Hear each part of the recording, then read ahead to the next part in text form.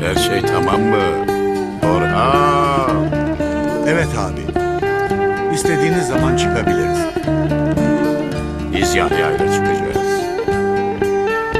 Senin burada işin var Orhan. Emriniz ne abi? Son vazife.